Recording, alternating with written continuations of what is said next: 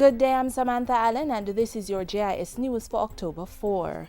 Government has begun to address breaches unearthed by the forensic audits conducted on two major infrastructure projects. On Tuesday, Transport and Works Minister Dr. Omar Davies told Parliament that the audits on the Jamaica Development Infrastructure Program and the Palisades Shoreline Protection and Rehabilitation Works project revealed troubling reports. He said the audit report delivered by Kroll Consultants Incorporated pointed to wanton disregard for government's conventions and procedures. This Honourable House is being assured that all necessary steps are being taken to restore and rebuild integrity to this aspect of public administration. Minister Davies said the report had been sent to the Auditor General and the Contractor General, and a team had been appointed to develop a plan of action to address the irregularities. Government has planned a major two-day program to honor the athletes who participated in this year's Olympic and Paralympic Games in London.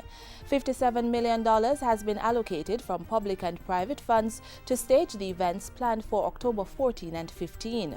$30 million of that budget represents cash awards to be presented to the athletes and officials during a musical celebration at the National Arena on October 15. It is my opinion that where there's excellence, we must respond to appreciate excellence. And that at this time, this celebration is in honor of a group of persons who have represented their country, their communities, in an excellent way.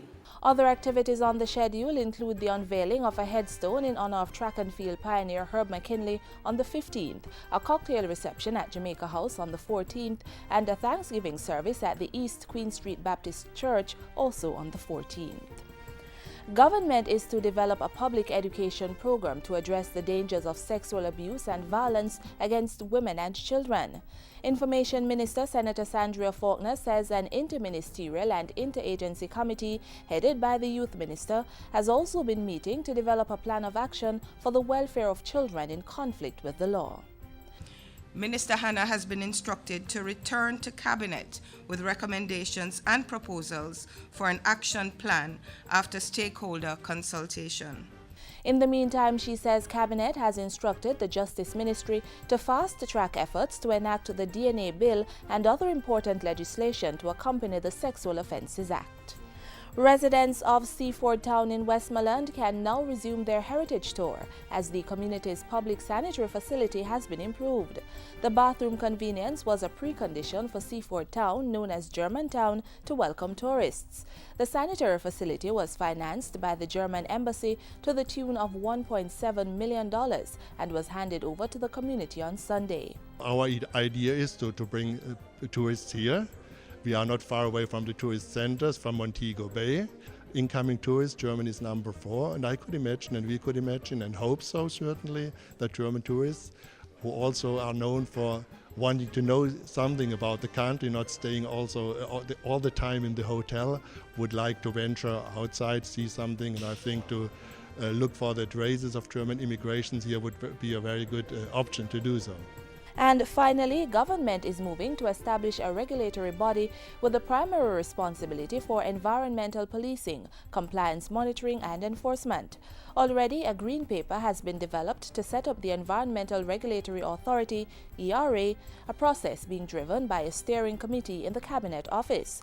At a recent JIS think tank, chairman of the ERA steering committee, Reverend Dr. Garnet Brown, said while the new body would adopt some of the functions of the National Environment and Planning Agency, it would not replace the entity. NEPA is to be responsible for planning guidelines and standards.